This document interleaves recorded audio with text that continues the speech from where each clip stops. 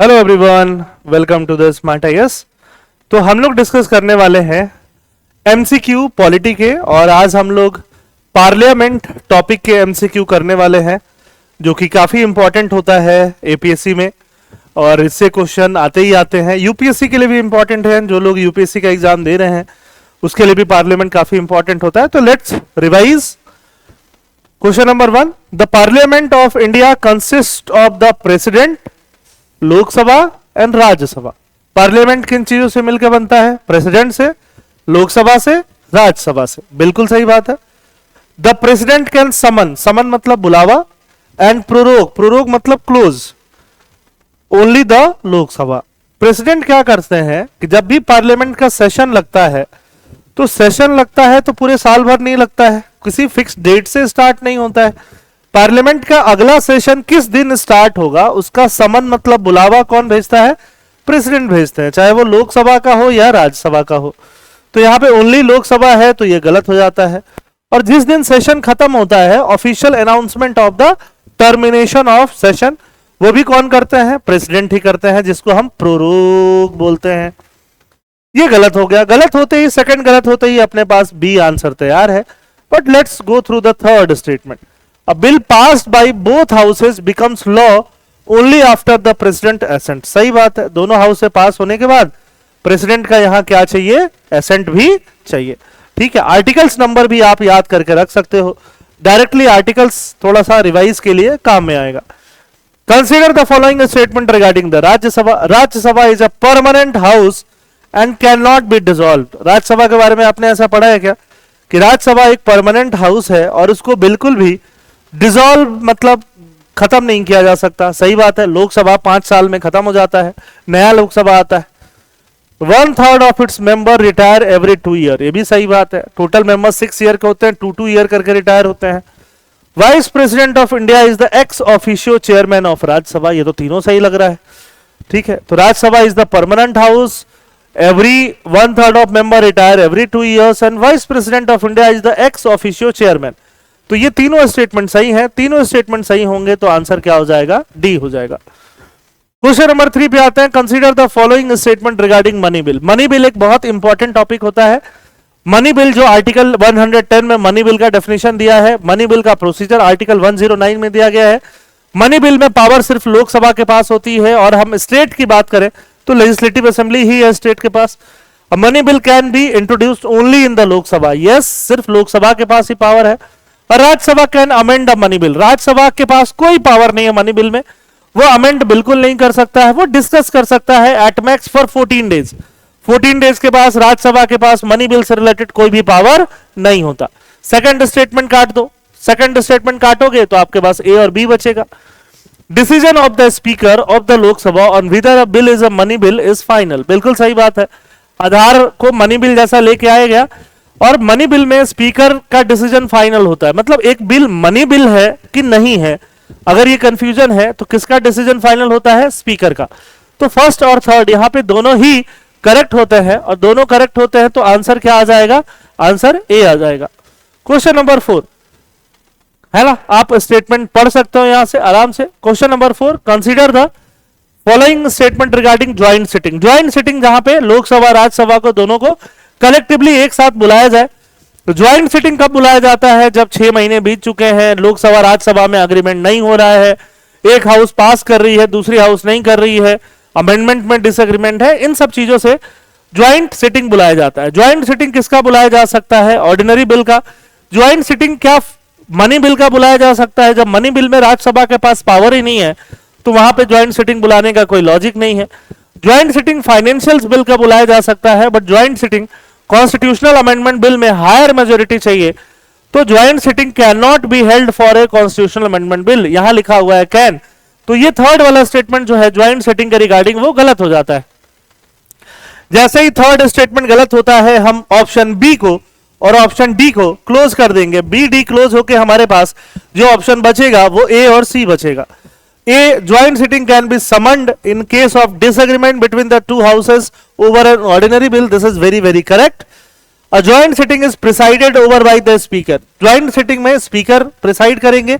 Speaker छुट्टी पे हो तो डिप्टी स्पीकर भी छुट्टी पे हो तो deputy chairman of the Rajya Sabha, but कभी भी चेयरमैन प्रिसाइड नहीं करता है।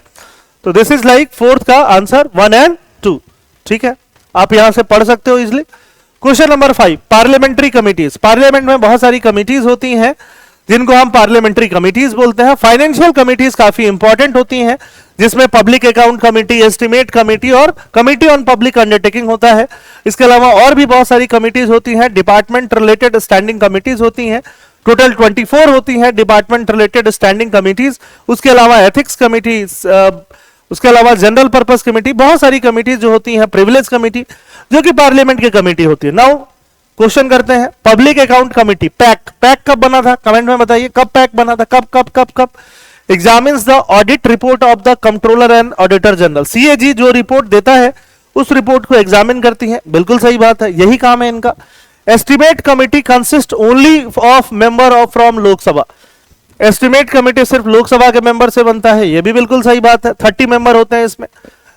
The chairman of the public account committee is invariably from the opposition party. ठीक बात है, बाई कॉन्स्टिट्यूशनल, ये कोई कॉन्स्टिट्यूशन का प्रोविजन नहीं है।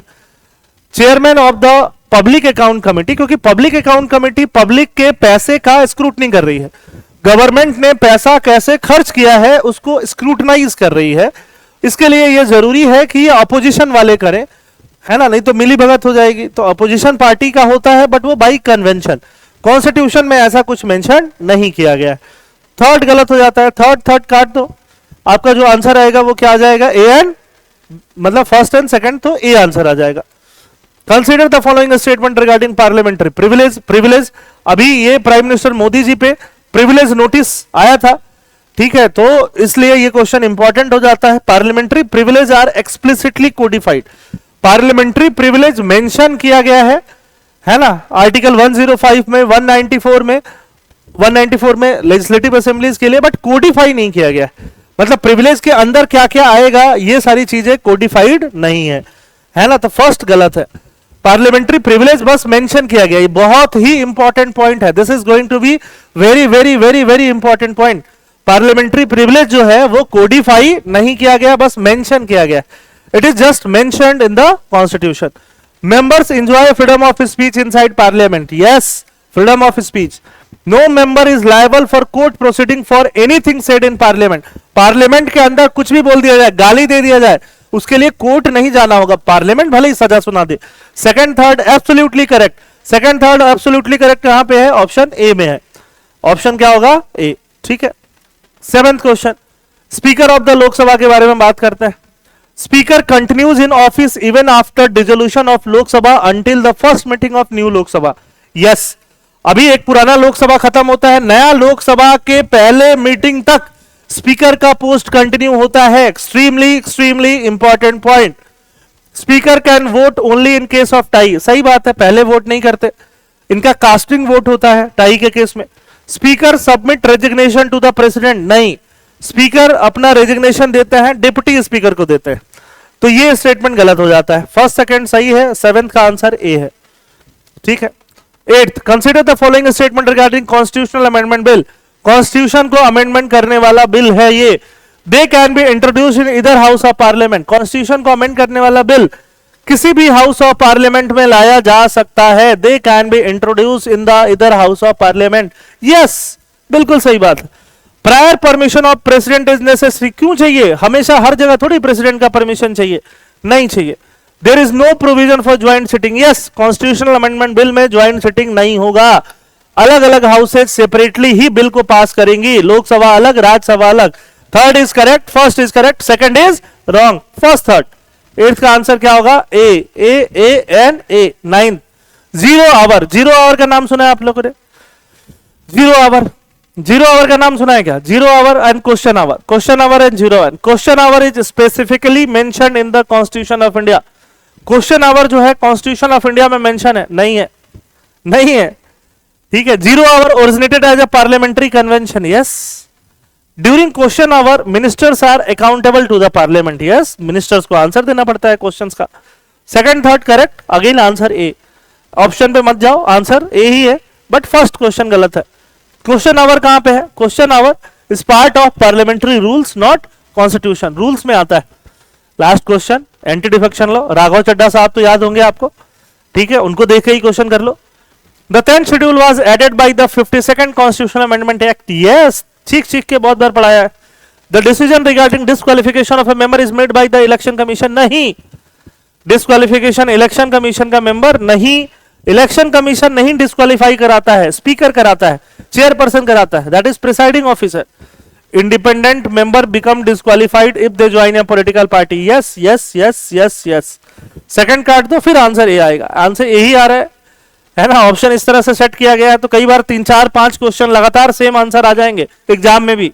आपको लगेगा लगातार सेम आंसर कैसे आ रहा है, आता है ना, ये भूत दिमाग से उतार देना, ठीक है, और तब एग्जाम में क्वेश्चन करने जाना। आई होप क्वेश्चंस आपको समझ में आए होंगे, ठीक है, और इससे आप रिवाइज करोगे और रिवाइज करके सीखोगे, ठीक है।